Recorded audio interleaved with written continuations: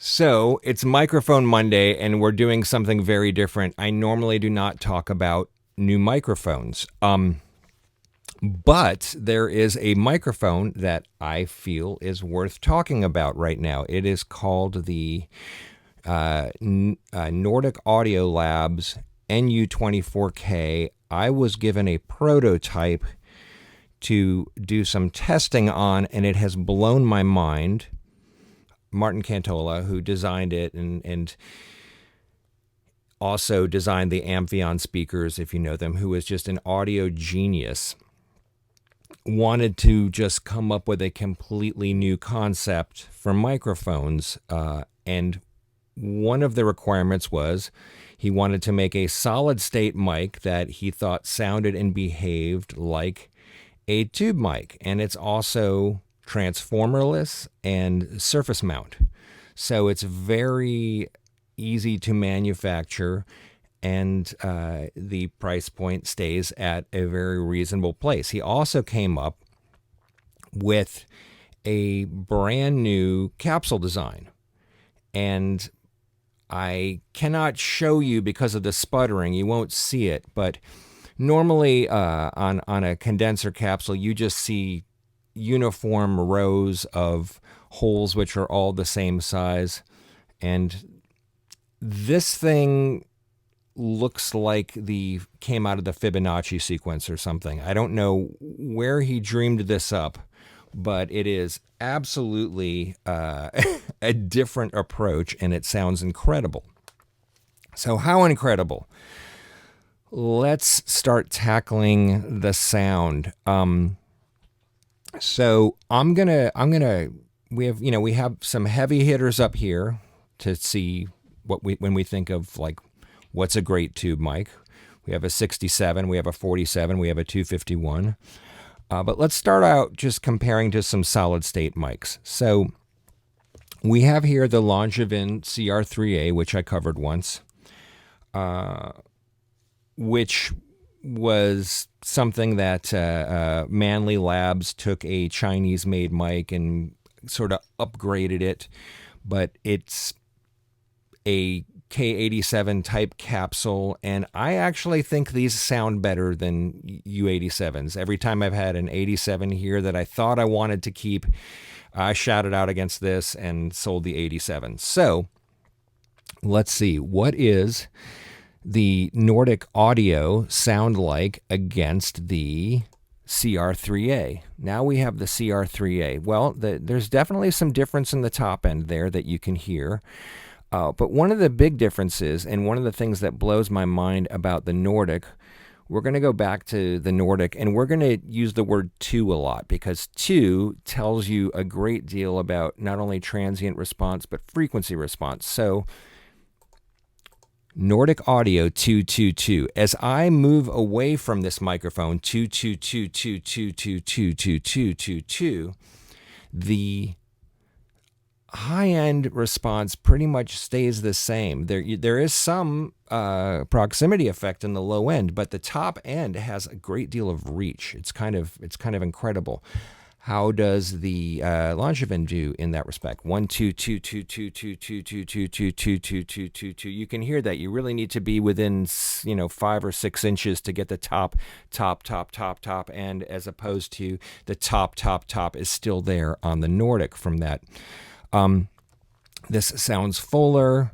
I can hear some of the zippiness of the FET circuit in the, it's neither a good nor a bad thing, but I can hear one of the things that when you think about a solid state mic as opposed to a tube mic, I can hear that in the Longevin. And if you use a lot of microphones, you know what I'm talking about.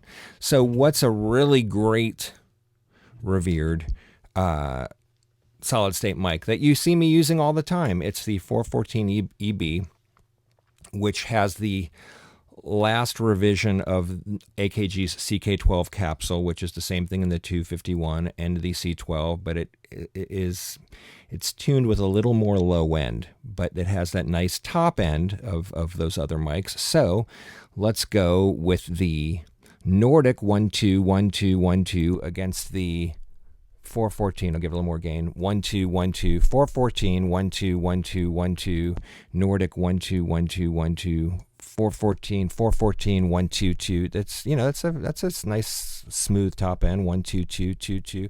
It's pretty much staying there. 2 2 2 2 2 2 2 for the most part. 2 2 2 2. Reach is not as good, but that's a nice sound. It sounds a little hollow compared to the Nordic, but it's got a nice little probably scoop on that. The mids aren't quite there, but it's nice and low. You can hear that low frequency response. What's the 414 sound like compared to a? Sorry for all the popping. I can't do these and get the correct frequency response with a pop filter.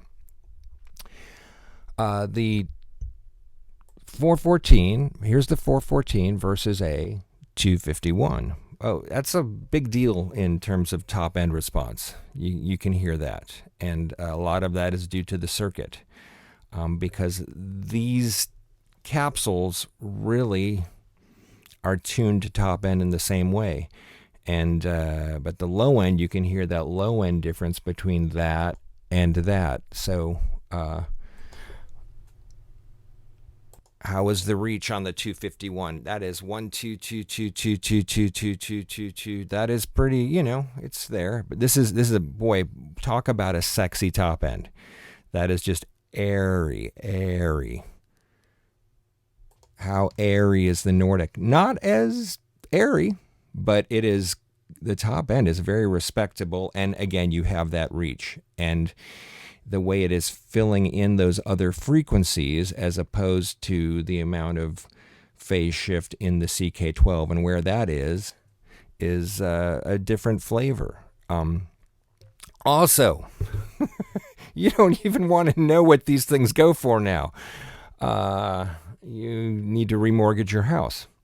So we're going to move from the 251 over to the U47, which is known for, I always quote Klaus, for its mid-range authorita, probably more correctly. So you can hear the focus in the mids has really moved into a different place than over here, which has a nice warm low and a very big top end, a very smooth and airy top end.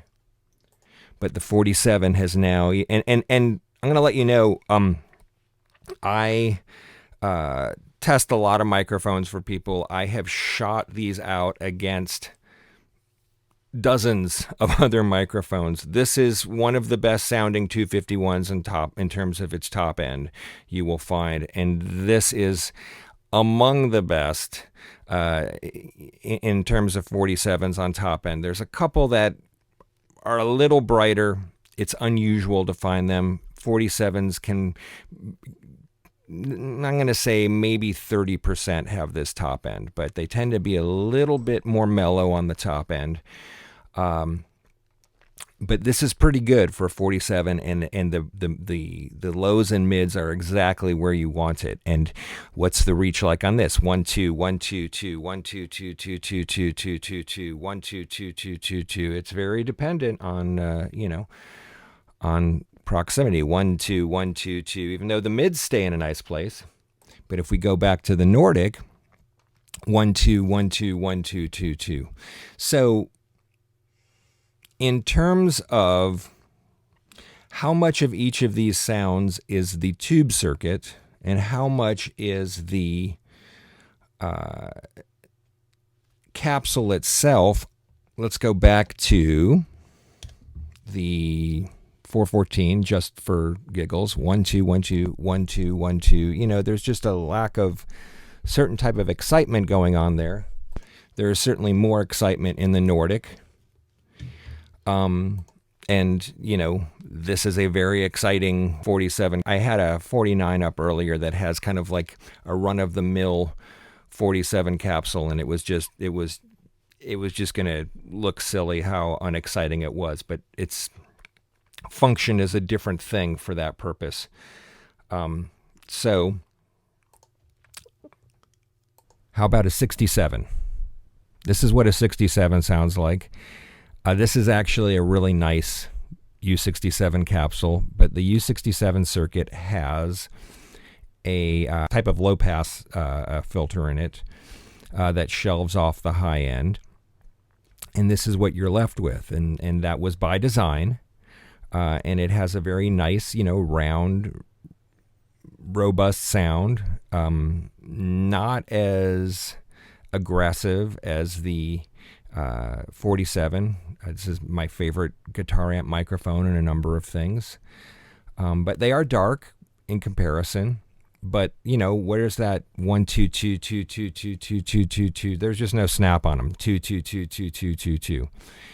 And back to the Nordic. 1 2 2 2 2 2 2 2 2 2 2. And I would actually say the overall response of the Nordic 1 2 2 2 1 2 2 2, aside from the top end, the overall response is very similar to the 67. And it's funny because I put up a 367 when I was listening back and forth, and it has a different tube, and it's just so bright in comparison. I didn't really want to put it in the mix. I wanted, and they're so something you won't encounter.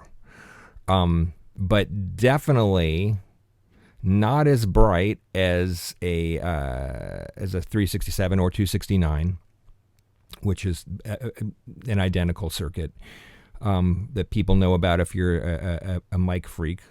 The Nordic is really sort of living in the same overall low and mid response, but the top end is really nice. It's just, there is just the perfect amount of air right there.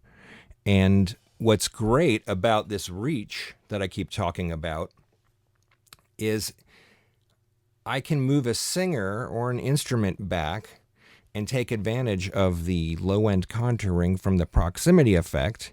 I can still come back, and the high end is not really changing, which is a challenge when you're trying to get a singer off a certain type of mic to change their low-end response. You may start losing some of the high-end response. But this is just, it's remarkable. It's like that just stays right with you no matter where you are, and the only thing that's changing is your low-end response. So, you get to use distance as EQ. And I'm really excited about this, Mike.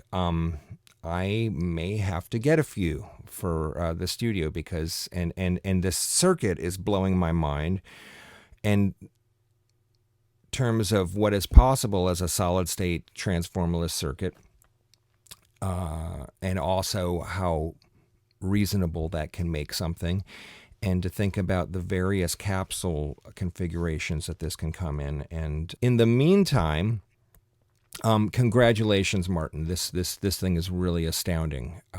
You wanted to get something that had not been done before, and my mind is kind of blown. So there you go. The Nordic Audio Lab NU24K, and I think if you just go to, I don't know what they cost. I just remember they're really, I was like, really? Is that it? So go to NordicAudiolab.com. And I don't want to pimp for people in the future. This is just, I'm not pimping. I'm just sharing my enthusiasm. So, all right. Enjoy your Monday.